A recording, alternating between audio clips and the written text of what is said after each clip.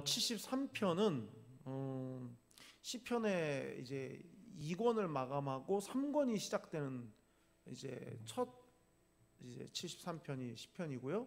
73편부터 83편까지는 아삽의 기도, 아삽의 시편입니다. 아삽의 기도가 73편부터 83편까지는 이제 계속 이제 그렇게 되는.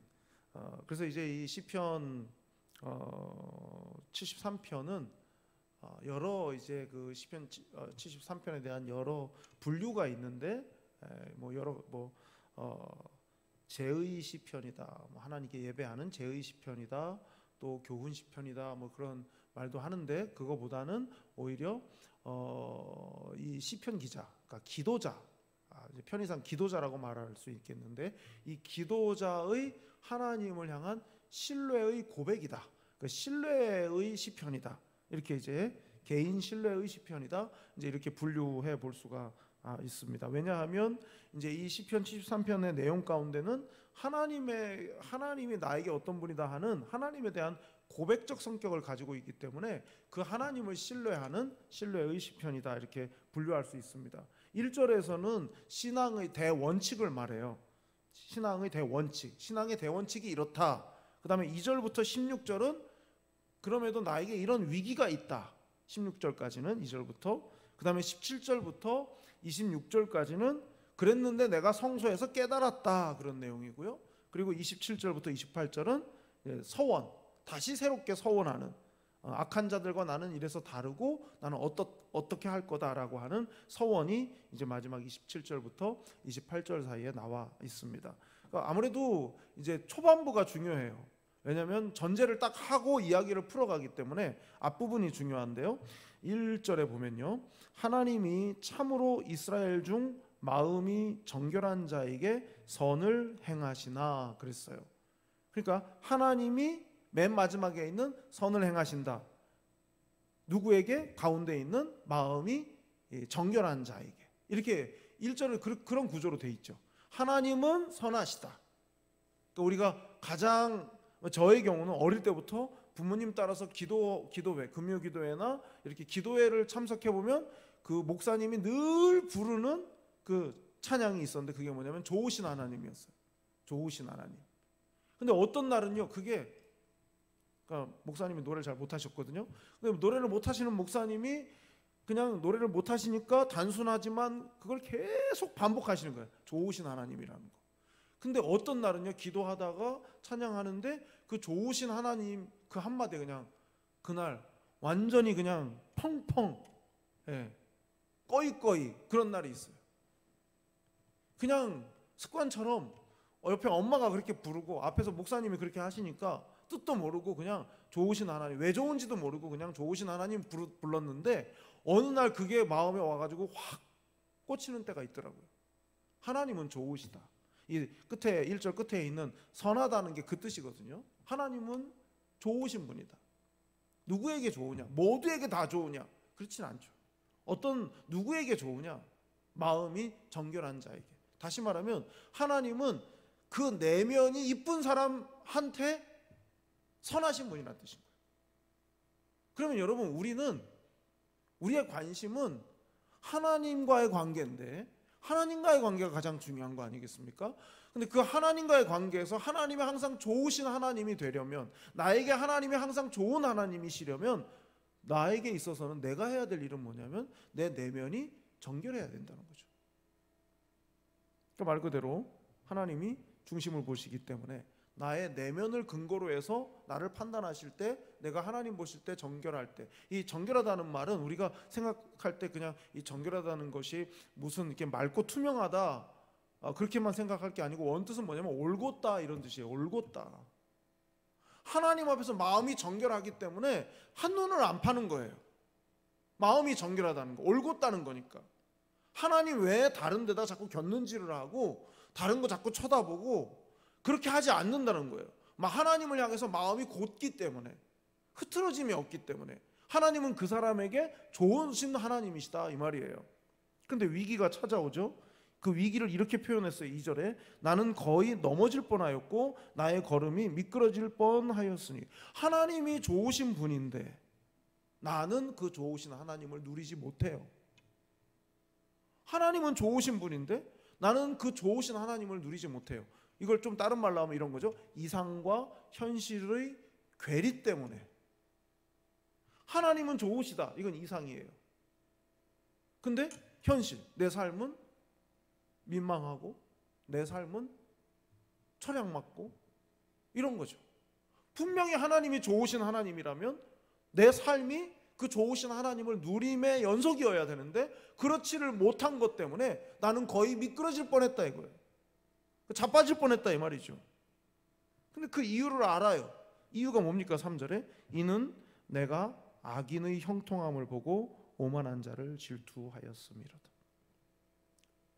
여러분 시편을 보면서요, 직접적으로 나를 괴롭히는 어떤 대적, 나를 모함하거나 나를 어떤 곤경에 막 빠뜨리는 어떤 나를 괴롭히는 어떤 대상이 있어서 그것이 시험이 되는 경우도 있지만 이 73편에 여기서는요, 나를 힘들게 하지 않아요. 그 사람이 나한테 위해를 가한다든지 나를 괴롭힌다든지 나를 뭐 막 어려움에 빠뜨린다든지 그러지 않아요. 그냥 그 사람은 그 사람의 길을 갈 뿐이에요.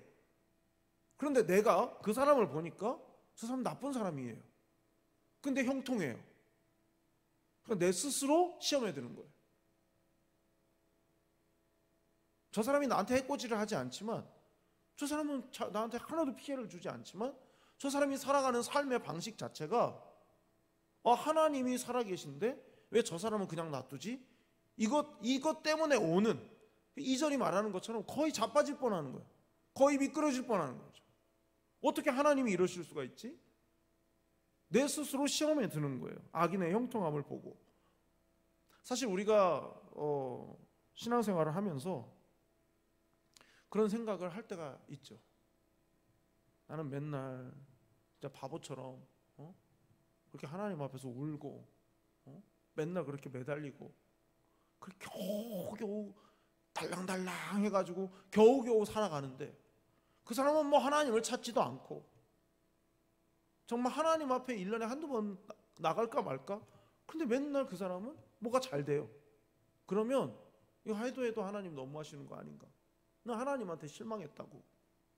그런 마음인 거죠. 그렇게 말을 안 하다 뿐이지. 혼날까 봐 그 말을 못 할 뿐이지. 그래서 뭐 4절 5절이 뭐 그런 거 아닙니까? 상실감이 너무 크니까, 상대적인 박탈감이 너무 크니까 그 사람을 보면 그 사람은 하나님 보실 때 합당하지 않은 삶을 사는데도 막 건강해요. 남들이 다 어려움을 만날 때 그 사람은 어떻게 요리조리 그 어려움에서 다 빠져나가요. 주의를 지키기 위해서 나머지 다른 날 막 진짜 코피가 날 정도로 막 밭을 일구고 막 일을 다 하고 땀을 삐직삐직 흘리고 주의를 지키기 위해서 막 그렇게. 근데 맨날 여행 다녀요. 막 옆에. 근데 홍수가 장마가 났는데 그렇게 하나님 예배하기 위해서 6일 동안 열심히 압축적으로 막 일을 막 한, 우리 노는 막 물이 넘치고 벼가 다 쓰러지고, 그 사람은 어떻게 그렇게 많은 비가 쏟아졌는데도 다 빠져나가가지고 멀쩡하게 서 있고 막 이럴 때 해도 너무한 거 아닌가 이런 거죠. 그런데 더 화딱지가 나는 것은 그러고 그런 사람들이 말하고 돌아다니는 거예요. 자 9절, 그들의 입은 하늘에 두고 그들의 혀는 땅에 두루 다니도다. 이게 무슨 말이냐면요, 입은 하늘에 두고 혀는 땅을 두루 다닌다. 이 말이 무슨 말이냐면, 입을 하늘에 뒀다 이 말은 자기가 하나님 입인 거예요. 자기 입이 하나님 입인 거예요. 그래서 땅에 두루 다닌다. 자기가 마치 하나님인 것처럼 말하는 거예요. 다른 사람들에 대해서. 저거 봐, 맨날 교회 다니고 뭐 열심히 뭐 일하는 거 같이 하더만 저 집만 이번에 홀딱 다 물에 잠겼네? 막 이러는 거 있죠. 이런 말들. 그렇게 맨날 11조 갖다 바치고 그러면 뭐 하냐고. 하나님이 안 도와주는데. 막 이런 말 하는 거 있잖아요. 자기가 하나님인 거예요. 이제 그걸 말하는 거예요. 입을 하늘에 두었다는 말은 그런 뜻이에요. 그러니까 너무 입이 교만하다 이 말이죠. 정말 그럴 때 막 화나지 않습니까? 목사가 제일 나쁜 것 같아요. 제일 화가 나서 막 흥분. 이 시편을 73편을 막 묵상하는데 막 흥분이 막 되는 거 있죠. 여러분 너무 점잖게 듣고 계셔서 저가 제일 그런 것 같아요. 너무 하는 것 같고 막. 입이 왜 그러냐 그 사람 입은. 그렇게 막 자, 10절 보세요. 10절부터 12절. 그러므로 그의 백성이 이리로 돌아와서 잔에 가득한 물을 다 마시며 말하기를 하나님이 어찌하랴 지존자에게 지식이 있으랴 하는도다. 볼지어다 이들은 악인들이라도 항상 평안하고 재물은 더욱 불어나도다. 말도 얼마나 함부로 하는지 하나님이 알까? 이러면서 농담 반 진담 반으로 아주 비아냥거리듯이 에이 하나님이 알겠어 이렇게 하면서 그렇게 말한다는 거예요.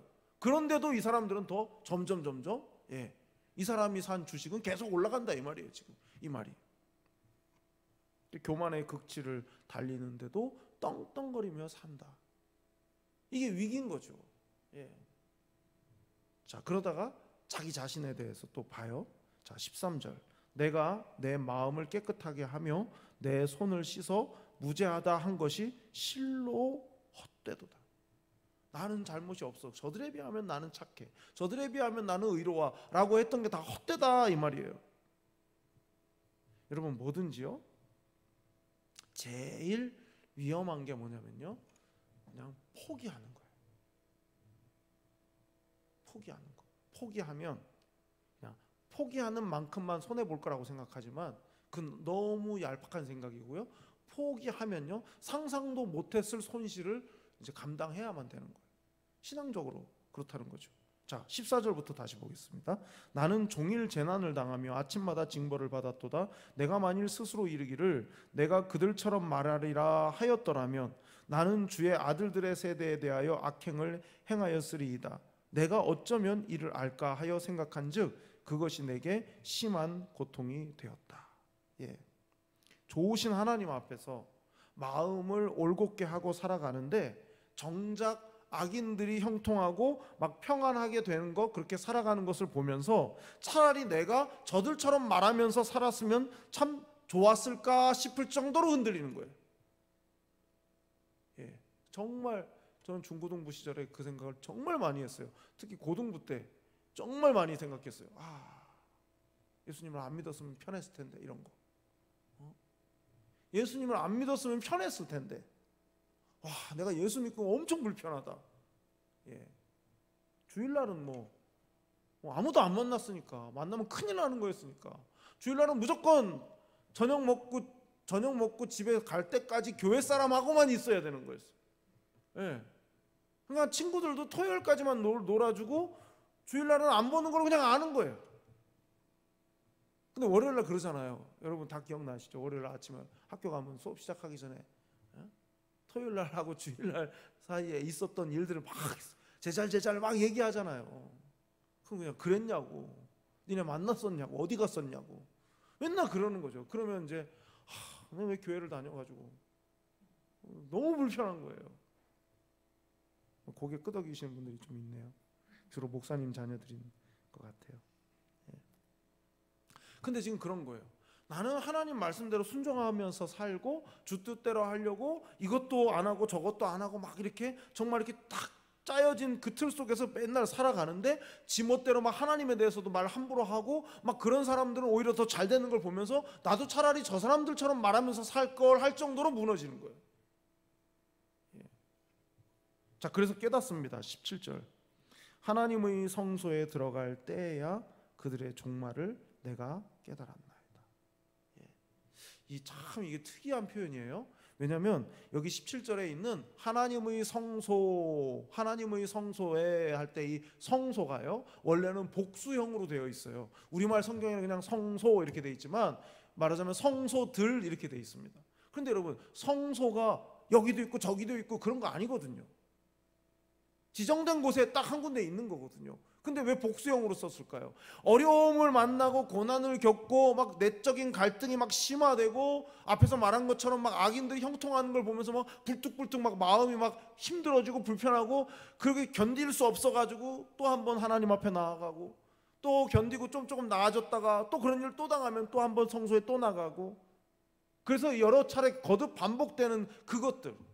그래서 장소적으로는 성소 하나지만 내게 있어서는 여러 모양의 성소가 있는 거죠. 말하자면 우울해서 가서 또 화나서 가서 막 억울해서 가서 이럴 때마다 여러 차례. 그러니까 우리로 말하자면 인생을 살아가면서 만나는 여러 믿음 때문에 겪어야 되는 다양한 상황들 때문에 하나님 앞에 엎드리는 그때야 깨닫게 된다 이거죠. 막 그들과 막 부딪히면서 막 속이 상하고 막 화가 나고 막 그럴 때는 나도 저 사람들처럼 막 말할 걸 막 이러다가도 예배당에 가서 엎드리고 나면은 참 내가 어리석었구나. 내가 하나만 알고 둘은 몰랐구나. 성소에 가야만 깨달았다 이 말이죠. 이걸 좀 다른 말로 바꾸면 하나님 앞에 나아가면 깨닫는다 이 말이에요. 그러니까 내 시야 속에 보이는 것만 딱 보면서 요것만 판단하고 요것만 평가하고 요거에 대해서만 막 말할 때는 전혀 모르다가 크신 하나님 앞에 나아가니까 그렇게 하고 있는 내 모습이 딱 보인다 이 말이죠.